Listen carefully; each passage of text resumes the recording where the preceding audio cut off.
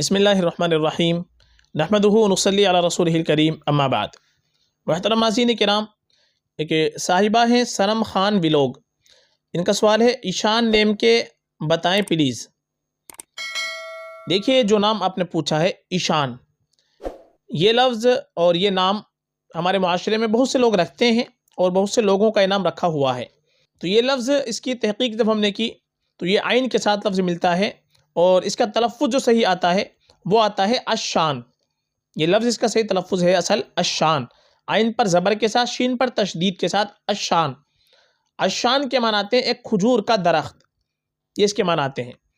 ایشان جو لفظ ہمارے معاشرے میں رکھا جاتا ہے عین کے نیچے زیر کے ساتھ میں، اور انگلش کے اندر آئی کے ساتھ میں ایشان یا ایشان، اس وزن پر عربی زبان کے اندر کہیں سے کہیں تک کوئی لفظ نہیں ملتا۔ تو یہ نام محمل معلوم ہوتا ہے، بے معنی معلوم ہوتا ہے۔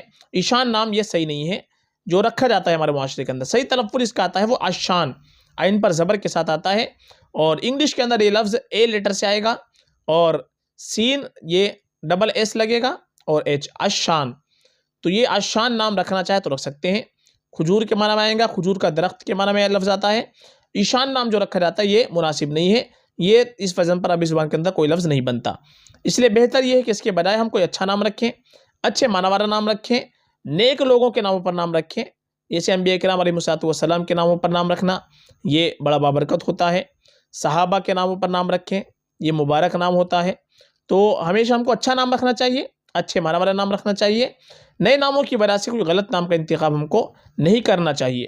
اس لیے یہ نام مناسب نہیں ہے۔ اگر آپ کو نئے نام دیکھنے ہیں کہ نئے نام رکھنا ہے ہم کو، تو اس کے اوپر ہم نے ابھی ویڈیو بنائی ہے کچھ دن پہلے، ابھی 8-10 دن پہلے، تو وہاں پر آپ دیکھ سکتے ہیں۔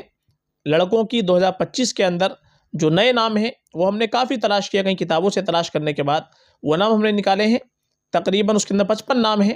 وہ ویڈیو آپ دیکھ سکتے ہیں، اس میں آپ کو سب نئے نام ملیں گے اور معنی سب کے اچھے ہیں۔ وہ ویڈیو آپ دیکھ لیجئے، اس میں آپ کو سارے نئے نام ملیں گے اور معنی سب کے اچھے آتے ہیں، کوئی غلط نام اس کے اندر نہیں ملے گا۔